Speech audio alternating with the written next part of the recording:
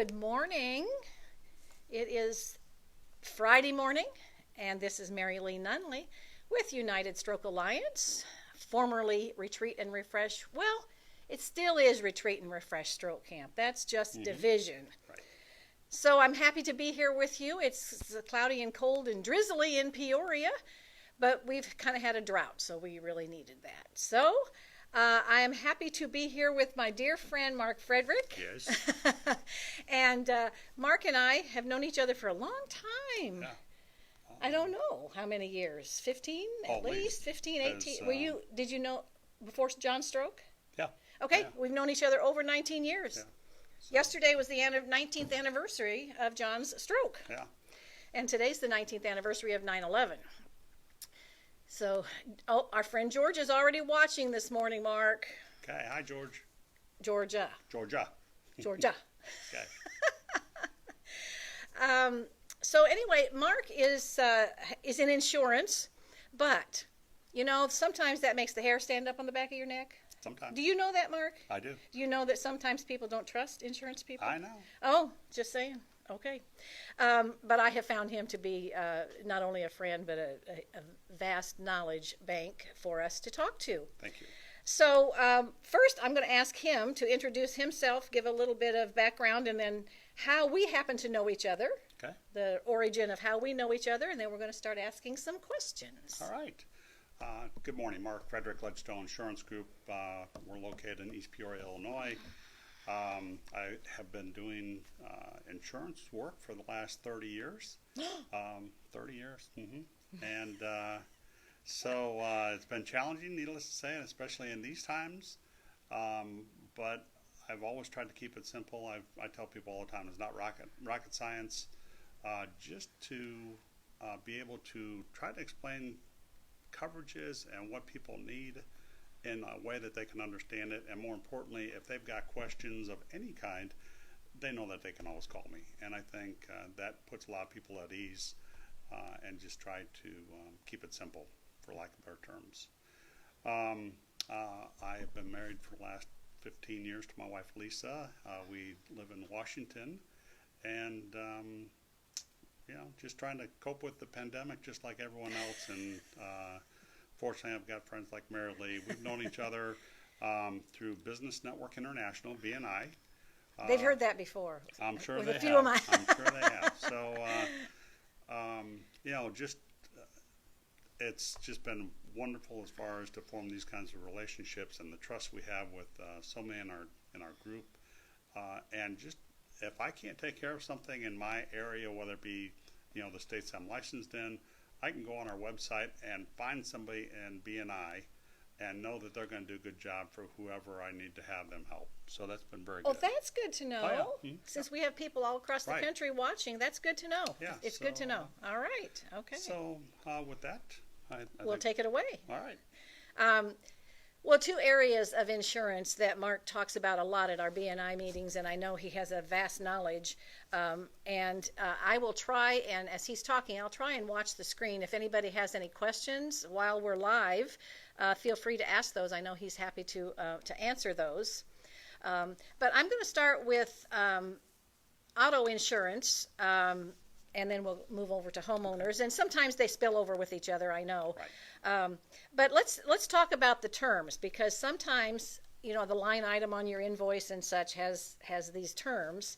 And I know, so liability only, collision, comprehensive, and personal liability are the four terms that I found that I thought we could do a brief explanation about. So when someone has their auto insurance with liability only, tell us what that is, what that means. Okay. So liability only simply just states that if you're involved in an accident and it's your fault, then you have coverage to protect the other person that you might hit for medical expense, lawsuits, that type of thing. Doesn't take care of any physical damage to your vehicle whatsoever. It does, however, provide physical damage repair to the other person's vehicle that you might hit. Oh, okay. So you're saying I don't care if my car is dented or totaled. I'll Right. pay for it out of pocket or deal with it, but I don't want another person or medical things to be devastating. Right. And that's that liability portion. Okay. You damage somebody's vehicle or property, That's what that's going to take care Okay, okay. And then I know there's always a line item that has collision, and that is Right. what? So, collision is any damage, physical damage that you cause to your vehicle yourself. So you have an accident, you hit a building, you back into somebody, that type of thing. That's what collision coverage is going to take care of. Okay, okay. Comprehensive. It's a little bit more complicated. Comprehensive coverage takes care of glass breakage. Typically, more times than not, it's a windshield. So a lot of times you need to look at your policy. Most companies will, at no cost, repair little chips in your windshield so it doesn't crack, and then you have to replace it. And that cost is like $30 or $40. So even if you don't have that coverage on your policy, I always recommend people to do it. Because what's the replacement like if you have to have a windshield replaced? What would that Cost-wise? be? Cost-wise. I guess the average is probably around 200 on some of the newer vehicles. I've seen them as high as 800 or 900 just because of the technology that's now in the windshield. Well, yeah, all the things that they put inside the window. Okay, so the premium of $30-40 would certainly outweigh. Oh, well worth it. Well worth it. Absolutely. Well worth it for that. Yeah. And then personal liability is the other thing that I came across. I'm going to go back to comprehensive real Let's quick. do. Okay, so glass breakage, vandalism, somebody damages your vehicle. Oh, okay. Theft, somebody steals it. Fire, falling objects, typically it's hail. It could be tree limbs though. That happens a lot, especially the last 3 or 4 months. Oh my goodness, I've had more trees fall on vehicles, but that's just part of it. And then also if you hit an animal, typically it's a deer, especially around here. Raccoons, that kind of thing, they can cause quite a bit of damage. So that's what comprehensive coverage takes care of. Some companies will allow you to have comprehensive and not collision. That you need to check with what company you're insured with for that. Okay. There's advertisements all over the place on the internet and on that we see about discounts, bundling things, good student discounts, senior citizen discounts, whatever. Talk to us a little bit about those kinds of things that we need to be aware of and at least ask the question. Okay. We're going to go back to personal liability. Oh, I didn't. Oh, I'm so sorry. So, personal liability. When you hear the Geicos in general, commercials, that kind of thing, typically what they will initially try to sell you is what the state minimum limits are. And that's $25,000 per person, $50,000 per accident. So what that means is that if you're involved in an accident and it's your fault, the most that your policy is going to pay, and if there's one person in the vehicle, is $25,000. Medical expense, lawsuit. As we all know, that's not very much. If there's 2 or more people, it's going to pay up to $50,000. Our agency has a standard liability limit of $100,000 per person, $300,000 per accident. 10 or 15 years ago, that was good coverage. Really, what I recommend for most people anymore is $250,000 per person, $500,000 per accident. Again, it takes care of medical expense for the other person, it takes care of lawsuits, and those 2 issues alone is really what's driving auto insurance rates more so than anything else, because vehicles are built so much safer today than what they were even 5 years ago. So the rates on a new vehicle really don't reflect the cost so much as what's really driving the rates. And again, that's the medical and lawsuits. The lawsuits. So, you got to be careful what you're looking at, what you're purchasing. Sometimes people just want to make a sale and be done with it. My main goal is to make sure if someone has a claim, that we're able to take care of whatever the situation comes up.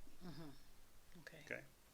So, as far as discounts are concerned, some companies have different discounts, but the most general ones that you're going to find: multi-vehicle discount, more than one vehicle on a policy. Okay. Multi-policy discount, auto and home together. We have some companies that offer as much as 20 or 25%. So you really do want to try to keep them together as if you can. And then with that, some companies offer additional bundled coverages because you have the auto and home together that will give you more coverage than if you just had the auto and home separate. Okay. So something else to keep in mind. Okay. Okay, so I have my car fully insured, and a friend of mine's car breaks down, and I say, well, I can drive another car. You can take my car for a day or two while yours is getting fixed. Right. What do I need to be aware of? Okay. So the biggest misconception that people have is that if they're insured, they think that they're insured personally. By that, what I mean is the insurance goes with the person. That's not the case at all. The insurance always goes with the vehicle. So as long as that person that you allow to drive your vehicle is a licensed driver, and you want to make sure that their license isn't suspended or revoked, as long as they're licensed, they're good to go. And if they do have an accident, though, it's going to go under your insurance. So be careful who you allow to drive your vehicle, because it happens all the time, and people get a little upset when they find out that it's going against their insurance. But yeah, so if I'm driving somebody else's vehicle and I'm in an accident, their insurance covers that, but the person that loaned me the car may come back to me and say, wait a minute, you were driving my car when this happened, and feel as though I would be somewhat liable because I happen to be driving, even though it was their car. Right. Got it. Yep. Okay. So that, yeah, just it's something just to be aware of. Right. Something to be aware of. So, I think you already covered the next question that I had kind of on my list about the higher amounts of coverage if someone is badly injured or is killed in an automobile accident. So, talk about the out-of-pocket deductibles, those kinds of things, because I'm not sure we're always clear on that. Okay.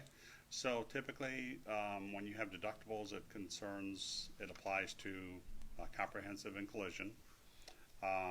What I would recommend for most people is a $500 deductible on comprehensive and $1,000 on collision. It's the most cost effective. If you go one way or the other, maybe a $250 deductible on comp or a $500 on collision, it's going to increase the rates Quite a little bit. Yeah. So yeah, when I discovered that, what I did was have the amount of money for a deductible in a separate little account. there you go. So I have that money set aside. So if anything happens, that it's not a hardship in that moment, depending on where I am financially. I've got that little bit of money in savings that will pay my deductible, and then I'm good. You don't have to worry Then about I'm it. good to go. Yep, there you go. There's no deductible on liability. So if you're involved in an accident and you hit someone else, as far as medical expense or lawsuit, anything at all like that that might come into play because of that accident, there's no deductible on that. Okay. Okay. We're going to talk about homeowners shortly, but and I think you touched on this, but it's typically bundling your home and auto together will give you some discounts. Is that right? Typically, that's correct. Yes. Almost always across the board. Yeah, I haven't come across a situation yet where I wasn't able to save somebody money and give them better coverage By putting it together. By putting them together. Okay.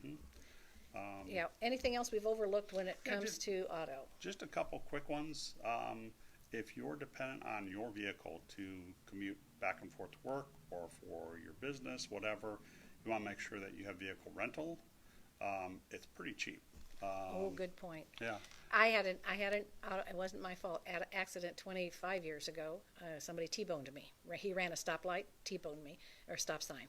And I didn't have that. And it was, figuring it out and people getting rides. And I've had it ever since. I haven't needed it, thank heavens, but I've had it ever since. And I didn't realize how impactful that is, that when something happens in your car, is just, even if it's getting repaired, you have nothing to drive. Right. So, in addition to that, if you have, I'm sorry, I just saw a question come up. Yeah. So, rental cars. That's a great question, Chuck. Yeah. So, if you go on vacation, if your car breaks down and you get a rental vehicle from Enterprise, wherever, you can waive their coverage because your coverage will be primary on that rental vehicle. However, there's a gap coverage that you can purchase, and the gap coverage is about $11 a day, if that. I mean, it's not even that much. I take that back. It's pretty cheap. But what it provides is, if you're involved in an accident in that rental vehicle, your policy will cover the liability, the comp and collision for that vehicle. What it doesn't cover is the time that that vehicle is out of service for the rental company. Okay. So that gap coverage that they offer, I always recommend, take that. But not the other, because you're. But not the rest of it. Not the liability, the comp or collision. Yeah. It's pretty cheap, and I would definitely recommend. I'm making a note that. gap because that's a term I need to remember. Okay. Because when we travel, we rent a lot of vehicles. There you go. We rent a lot of cars. Then just a couple quick ones. A lot of people have misconception that, like, if you have, for your job, for instance, if it's your personal vehicle, if you have tools in your vehicle, if you have personal property of others as far as service parts, that kind of thing, if your vehicle is either stolen, vandalized, somebody breaks into it and steals everything, those types of issues, those items are not covered under your auto policy. So be aware of that. If you need to buy a separate, whether it be a commercial business policy, that type of thing, depending on what your situation is, or put a rider on your homeowner policy is where you pick up that coverage. Okay. Well, that's good to know. What about leased cars? Leasing it. Sometimes people. What's the difference between owning your car and I'm leasing one for 2 years? So the leasing company owns the vehicle. Okay. You're just paying a payment. It's kind of like renting a car, virtually. Okay. They're going to require the same limits or the same coverages, liability, comp, collision. They have certain limits that they will allow you to have. Typically, the minimum is $100,000 per person, $300,000 per accident. No higher than $1,000 deductible on comp and collision. But am I having that insurance? Oh, yes. So I have to have the insurance on my leased vehicle. Yes. Got it. And okay. we would name the leasing company as a lost payee. Okay. So if something happened, good. you're not getting the money. Yeah. The lease company would. Okay. Okay, talk about homeowners insurance, and I had no idea how to put these in any order. But I guess the first thing I thought of is I have the insurance on my home, and say, God forbid, the house burns down.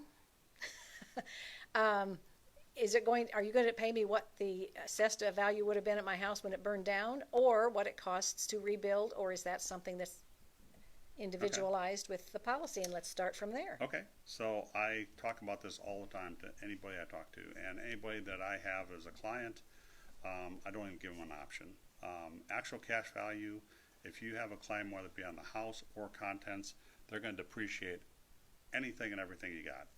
It's a terrible, terrible situation.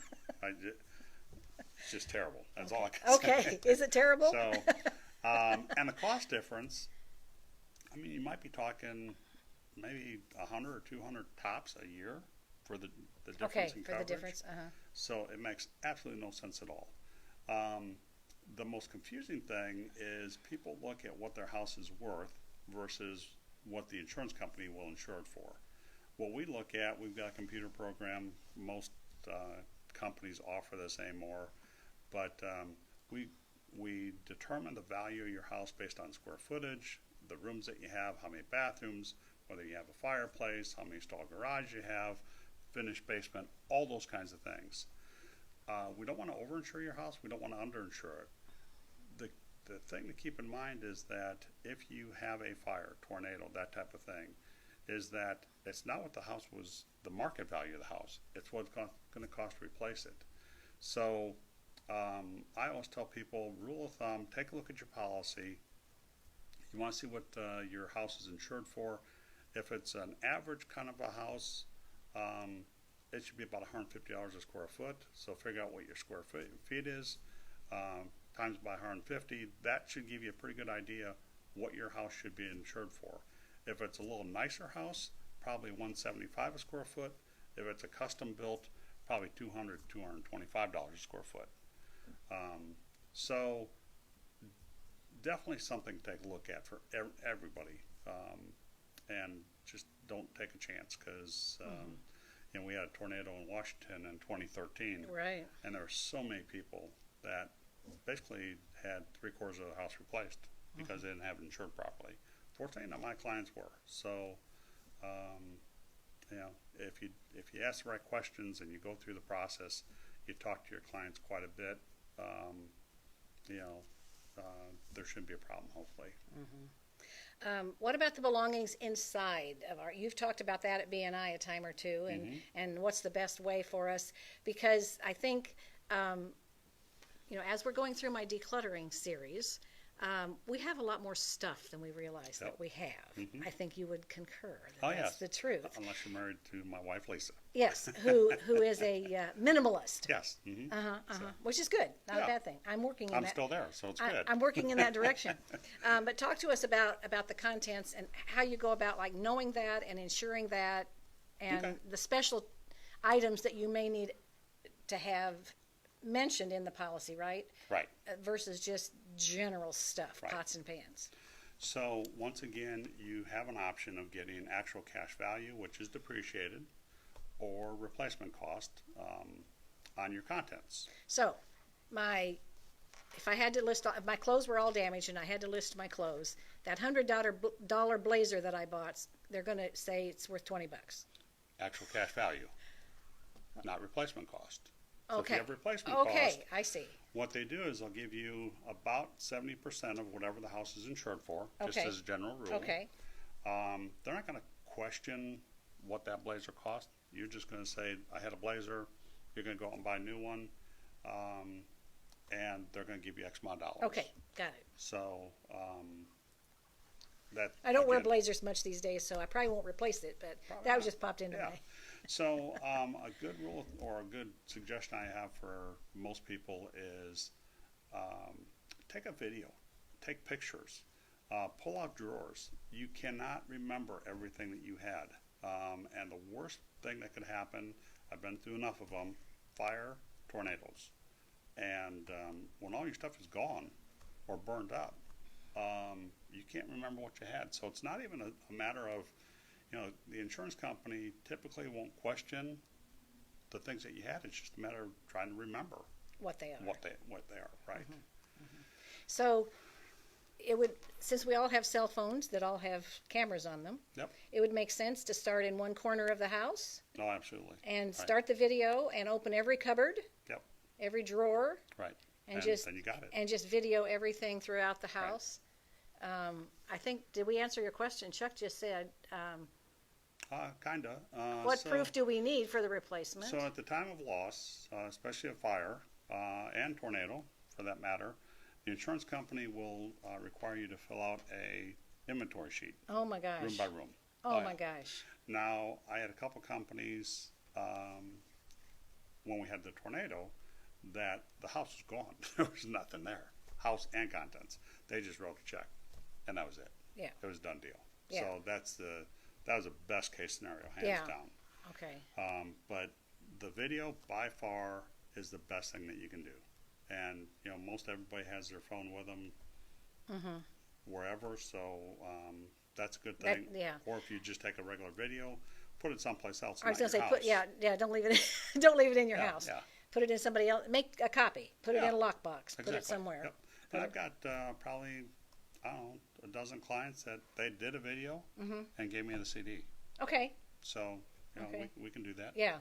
So Okay. then Okay. it's not like Talk a little bit about renter's insurance, and I'm going to lean ahead and read Michelle's question because my 70-year-old eyes. okay. So we're going to talk about renter's insurance. What's Michelle saying? Take Okay. photos, then put. Yeah, there we go. There you go. You're Yeah. absolutely right, Michelle. Photos, videos, whatever. So renter's insurance, it's amazing how many people don't have it. They're thinking it's never going to happen to them, but how many times do you see on TV apartment complexes, they catch on fire, you know, everybody's affected. The bottom line is you don't know your neighbors. You don't know what their living habits are. You don't know what they're doing, so on and so forth. So you can buy $30,000 of coverage for your contents, furniture, clothing, whatever you got in there, about $200, $250 a year. That's is $20 a month. So a couple times at Starbucks, you got it, right? So, you know. There you have it. So There you have I it. definitely highly recommend it. It's unfortunate that most landlords don't require that. And if that situation occurs, then the people that live there tend to look at the landlord for coverage, and they don't have any coverage. Right. They're not, Right. it's not their property. Does it cost, my next, I'm skipping a question here because you already answered it. Well, no, I want to know about floods. Okay. Because you're always hearing things about there's Great. there's the flooding, and that's like, oh, there's Great no question. insurance because it was a flood Yeah. or an act of nature, So whatever. the biggest misconception is that if you don't live in a, like by a river, creek, that kind of thing, that you can't buy flood coverage. That is not true. It's all underwritten by the National Flood Insurance Program, no matter what company you get it from. And so we had, about a month ago, maybe 6 weeks ago, if you remember the rain we had, it was on a Wednesday night, I believe. We had 9 inches in 2 hours. And it was a flash flood. So, I had several people where they, their basement got flooded. Some people, the sump pump stopped working, so they had coverage for that. But if it wasn't that, and I had a couple where the sump pump was still working, so that was an issue, but their basement got flooded, there was no coverage. Okay, the only way to buy coverage is to get a flood policy, and a flood policy not only takes care of flash floods, that kind of thing, but it'll take care of seepage. So when it comes up through the floor or through the walls. Oh, okay. I had a couple situations where a neighbor had a pool, above ground pool, and it leaked and flooded the neighbor's basement. There was no coverage. Oh. So, wow. if you're not in a floodplain, typically, depending on how much coverage you would need, which you don't need to, have replacement or insure your house like you would a regular homeowner policy, but let's say $100,000 for a house not in a floodplain or flood zone, you're probably talking $300 or $400 a year. So it's not, again, that bad to take care of an unforeseen incident. Okay, I have a diamond necklace that my great-grandmother gave me, and it's been passed down for generations. It has lots of diamonds in it, and I haven't had it assessed for a while, but Okay. if it gets stolen, is it covered under my regular insurance? It depends. I knew that was the answer. That is the favorite thing that insurance people say. I know. It depends. So some policies, some policies will cover it up to about $1,500. Okay. Some companies offer coverage up to $5,000, depending on the grade of coverage that you have. So you can buy different levels from different companies. Most companies do not provide coverage to replace a diamond necklace or jewelry. That Expensive jewelry, expensive up to high-end jewelry. They'll cover up to $1,500 if it was lost in a fire, stolen. If you call the police, you have to report it. You have to know who did it, all that kind of thing. So if I have say $5,000 to $10,000 worth of jewelry that I know has been appraised at that, how would I be able to make sure that that's covered? Okay, so you can what we refer to as scheduling. I don't have that kind of jewelry. I'm just making that up. Have it. Dang it. You can schedule it. So there is an additional premium you have to pay for that. However, by doing so, there's no deductible if it gets lost, stolen. If you just accidentally throw it in the garbage, it's covered. So you don't have to know what happened to it. And the thing I tell most people is that if it's of sentimental value and you lose it, those are things that you want to make sure that you might list separately, pay an additional premium for. I've got some clients that they've got literally hundreds of $1,000s of jewelry, and it's like you don't want to list it all just because from a cost standpoint, why would you spend all that money? And a lot of it they don't wear very often at all. So a little common sense goes a long way, but those are kind of the questions that I have with people all the time. Since we're talking about that, a couple other things I bring up. A lot of people have guns right now. So you have a limited amount of coverage for guns. Again, stolen or lost in a fire. If you list them separately, if there's sentimental value, dads, grandpas, whatever, that you want to make sure that you could replace it with, you want to list those separate. antiques, collectibles, anything that goes up in value. In order to list them, we need certain information. Jewelry, you need an appraisal. Guns, you can kind of, there's enough information out there that you can get a pretty good idea of what it's worth. Serial numbers, manufacturer, all that kind of stuff. Okay. Is very important. So it sounds like a lot of record keeping would be necessary when we're getting to some extent. Yeah, I mean, not extensive. So,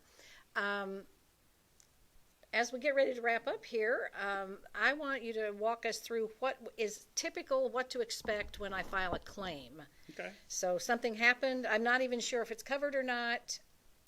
So walk me through it. Okay. I go through a lot of these questions. And everybody's not the same. Everybody's not the same. That's exactly right. I go through coverages, whether it be auto and home, pretty extensively with everybody I've got insured. I just tell them, this doesn't mean that you can call me an hour after I walk out the door, 6 months later, whatever it takes. But especially when it comes claim time, you're not going to remember what I told you a year ago or 2 years ago or whatever. So I have everybody call me. We talk about what happened, what needs to be done, how it's going to potentially affect their insurance rates, if it's a minor claim, if it's something major, especially like an auto accident, a bad one. We just go ahead and, we have a brief discussion, but it's like we turn it in. Yeah.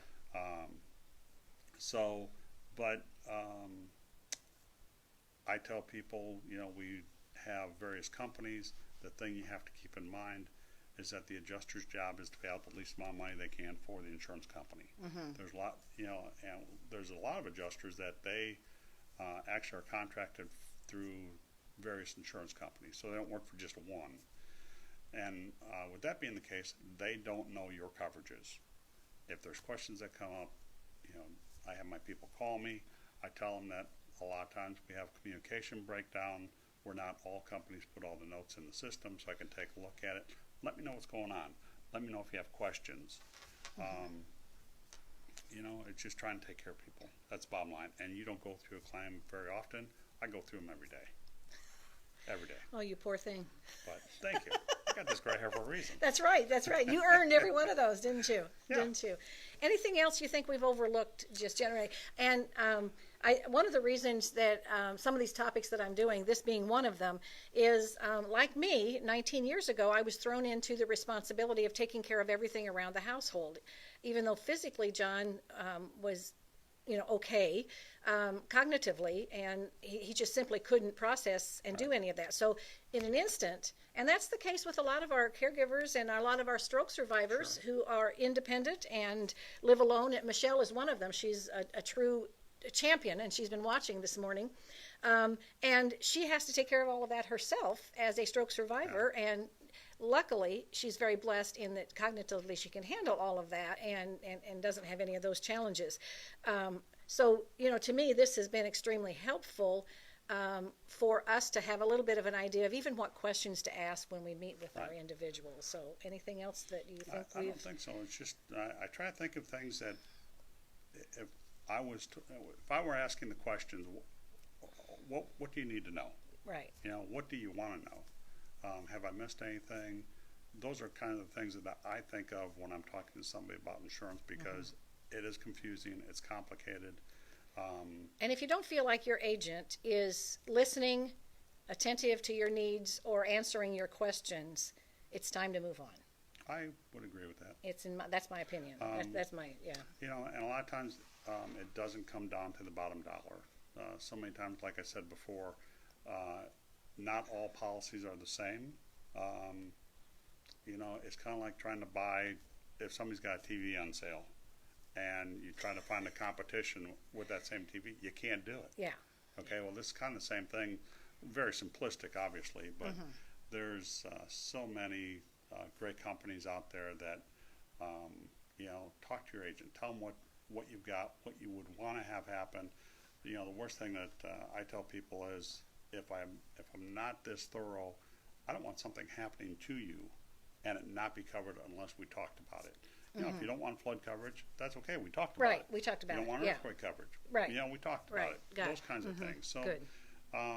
just trying to be proactive rather than reactive. And when the phone rings, you know, I don't have to worry about, you know, something Something not being right. devastating, not being right. So, well, thank you, Mark, very much. This Thanks, has been Marylee. delightful, and the flowers that you see, Mark brought me this morning to My brighten up this cloudy day. So, what we've got coming up is on Monday at 5 o'clock, we're going to have Sherry. We're going to be back here at the office. Sherry and Kelly are going to be tie-dyeing shirts, and I think they're going to tie-dye a beach towel or two. So a little bit of tie-dye. We did tie-dye masks, but those are teeny tiny. We're going to show you how to do shirts. And then on Tuesday is our first Zoom meeting, not my first Zoom meeting to lead, where anyone, whether you're on Facebook or not, anyone, we're going to talk about what topics would you like to have interactive on a Zoom meeting where we can see each other, we can talk to each other. How can we be supportive of you without our getting together for camps and during this pandemic? So that's going to be at 1 o'clock Central Time on Tuesday. And email me at info@strokecamp.org, and I'll get you on the list and send you the invite, because we do have to send you the link to join that. On Wednesday, we are going to be early again on Wednesday. What's Michelle saying?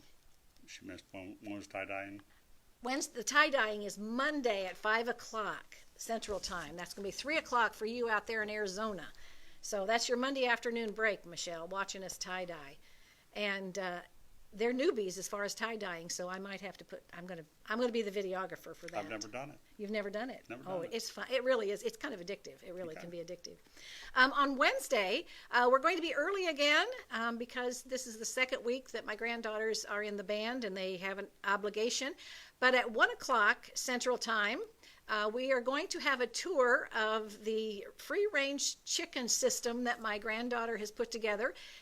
During the pandemic, we're going to talk more about this Wednesday, but she reached out and a farmer gave her 35 eggs. She put them in an incubator and incubated them. Oh. And now she has a flock of free-range chickens. So we're going to go through that process on Wednesday. And both my sons have free-range chickens in their properties. So we're going to talk a little bit about that on Wednesday. And next Friday, I'm going to be back here at the office, and I'm just going to give you a quick video tour of our new office and our warehouse and how we are set up now as we look forward to camp in 2021. So that's the story for now. Well, thanks again, Mark, for joining me. And thank you, everybody, for watching. And if you have questions and things, post them here. I will certainly get the answers, if I can, get the answers for you. But I think Mark pretty well covered everything. And so now I'm going to depart and stop the video. Okay.